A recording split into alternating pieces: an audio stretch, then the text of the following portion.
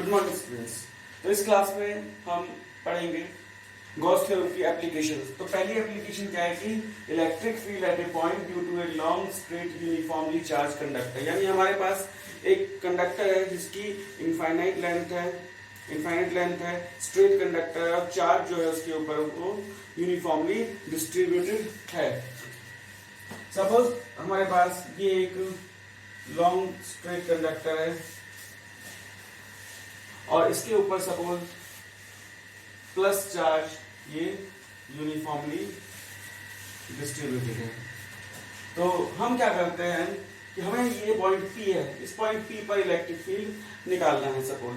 तो हम क्या करते हैं, इस पॉइंट P से इस कंडक्टर के ऊपर एक परपेंडिकुलर ड्रॉ कर देते हैं और इस डिस्टेंस को R मान लेते हैं।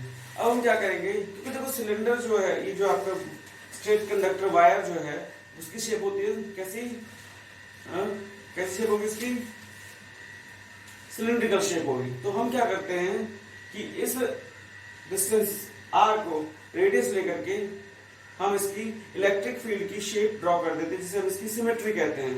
क्या कहेंगे, हम इसकी सिमेट्री ड्रॉ कर देते हैं। तो हम एक सिलेंडर ड्रॉ कर देते हैं।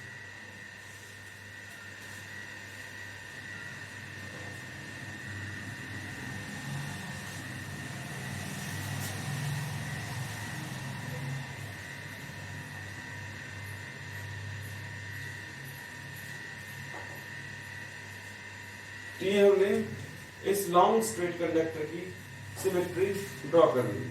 अब हमें ऐसी सरफेसेस चूज करनी है जिन सरफेसेस पर हम गॉस थ्योरम अप्लाई कर सके। तो ऐसी सरफेसेस जिन्हें हम गॉस थ्योरम अप्लाई करने के लिए यूज करते हैं उन्हें हम गॉसियन सरफेसेस कहते हैं। तो हम इसकी गॉसियन सरफेस, तो उसमें कितने सरफेस, एक सरफेस ये है, दूसरी सरफेस ये है, तीसरी सरफेस ये है। तो हम यहाँ पर एक स्मॉल सरफेस लेते हैं, एरिया लेते हैं, ये सपोज ds है। एक ये एरिया ले लिया हमने, स्मॉल एरिया, जिस पे हम गॉस थ्योरम लगाएंगे। और एक कर्व सरफेस पे हमने एक एरिया ले लिया, ये ले लिया, इसको हमने सपोज ds डैश कर दिया। तो इसका एरिया वेक्टर इस तरफ होगा, ds वेक्टर, इसका एरिया वेक्टर भी इस तरफ होगा, ds वेक्टर, और इसका ds डैश का एरिया वेक्टर ऊपर तरफ होगा, ds डैश वेक्टर। अब हम इस पे क्या करेंगे, गॉस थ्योरम अप्लाई करेंगे, अप्लाइंग गॉस थ्योरम।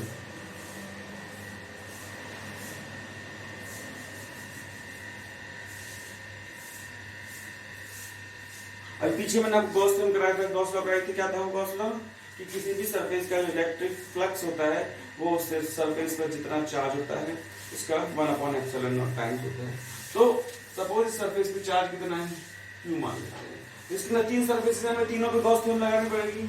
तो पहले इस पे लगाओ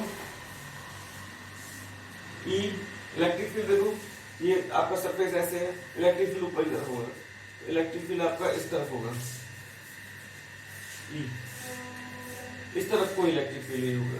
तो पहले हम यहाँ लगा रहे हैं इस वाले पे E dot ds close surface. फिर इस वाले पे लगाएंगे E dot ds close surface. अब इस पे लगाओ plus E dot ds dash is equal to charge का 1/ε0।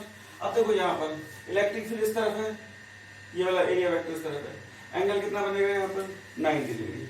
ऐसे इधर भी इलेक्ट्रिक फील्ड इस तरफ है, एरिया वेक्टर इस तरफ है, एंगल बनेगा 90 डिग्री। तो इन दोनों के लिए 90 डिग्री बन जाएगा। तो ये जाएगा E ds cos 90 degree plus E ds cos 90 degree. और ये देखो इलेक्ट्रिक फील्ड और एरिया वेक्टर दोनों सेम डायरेक्शन में, तो एंगल 0 बनेगा इस तरफ हमारा। तो ये हो जाएगा E ds cos 0 degree is equal to Q/ε0। cos 90 0, ये 0 हो जाएगा हमारा, और ये भी cos 90 0 है, तो ये भी 0 हो जाएगा। तो यहाँ पर E कांस्टेंट है, बाहर ले लोगे, integration of ds dash is equal to Q/ε0। अब E ds डैश का इंटीग्रेशन s डैश, और ये कर्व सरफेस है। सपोज कंडक्टर की लेंथ अगर हम l ले लें यहाँ पर,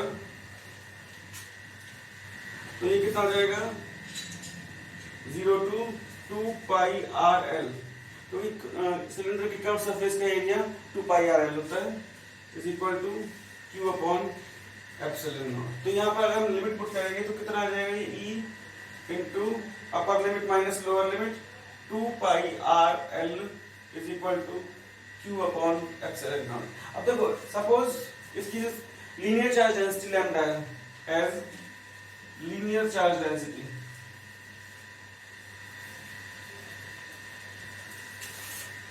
is given by lambda is equal to charge upon length, और यहां से हम क्यू निकालेंगे lambda L.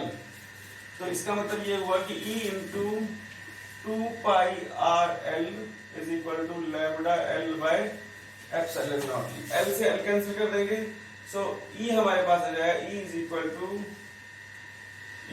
To lambda upon 2 pi R epsilon naught. ये हमारे पास इलेक्ट्रिक फील्ड आ गया। इसको और प्रेजेंटेबल वे में easy to use for numerical purpose, इसको हम क्या करते हैं 2 से मल्टीप्लाई कर देते हैं और 2 से ही डिवाइड कर देते हैं।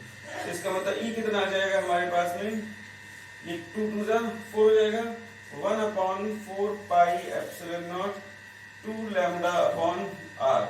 अब यहाँ से जब न्यूमेरिकल करेंगे तो इस 1/4 पाई एप्सिलॉन नॉट की वैल्यू हम डायरेक्ट पुट कर सकते हैं 9 into 10⁹, जिससे हमारे न्यूमेरिकल इजी हो जाएंगे। तो ये है हमारा electric field at a point due to infinite length long straight uniformly charge conductor. Next class में हम करेंगे electric field at a point due to a uniformly charge sphere.